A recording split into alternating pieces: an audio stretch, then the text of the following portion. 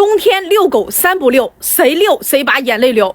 第一个，雨雪天不遛狗。冬天下雨下雪的天气呢非常多，养狗人这个天气去遛狗，像阿拉斯加、哈士奇、萨摩耶这些双层背毛的雪橇犬，它们是不怕的。但是对于一些体型比较小，并且毛发比较短的狗，就很容易导致它着凉感冒，而且狗狗这个肉垫也会出现冻伤。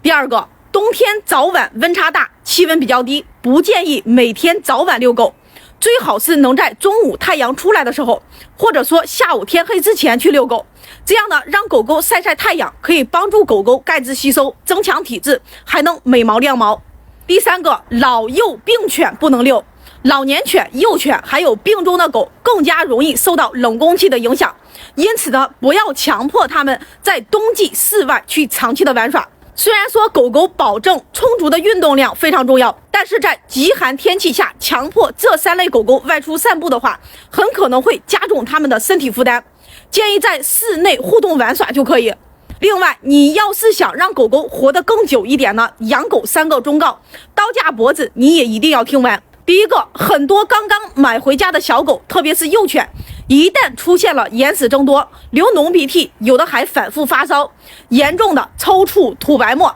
这个情况呢，可能是狗狗感染上了犬瘟。去到医院治好收你3000，治不好退你500，都是背坑背斩。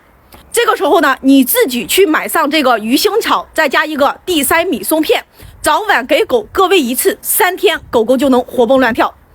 第二个，如果说狗狗出现了后肢无力、走路一瘸一拐的，很难站立并且保持站立的姿势，这个呢是狗狗髌骨脱位的表现。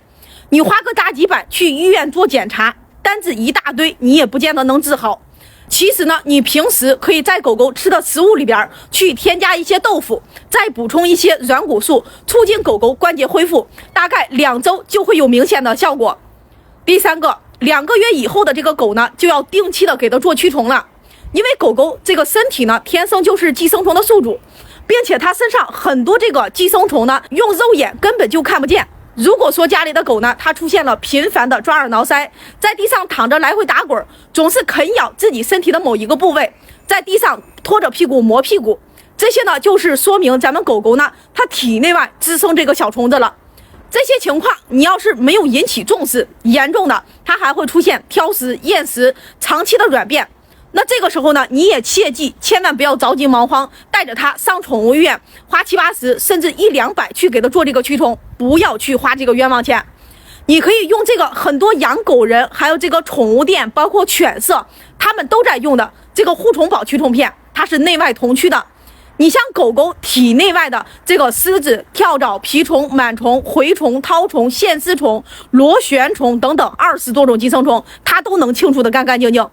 并且呢，它里边专门添加了优质的鸡肉粉，这个狗呢，只要闻到味道都会主动过来吃，完全不需要去强掰硬塞。这一瓶100片，小体重的狗1瓶就能用1年的时间，并且呢，这个家里的狗狗驱上1次虫，最多就花1-2块钱。咱们根据狗的体重去10斤喂1片，20斤喂2片，每个月连续喂上5天，狗狗体内外干干净净，没有虫子，吃门门香，膘肥体壮。那这个护虫宝呢，你身边要是找不到卖的，我把赠品的这个官方链接呢放到我的头像主页橱窗里边，咱们需要的养宠家人呢，你可以点头像进来直播间，就能拿1瓶给咱们家狗狗去用上了。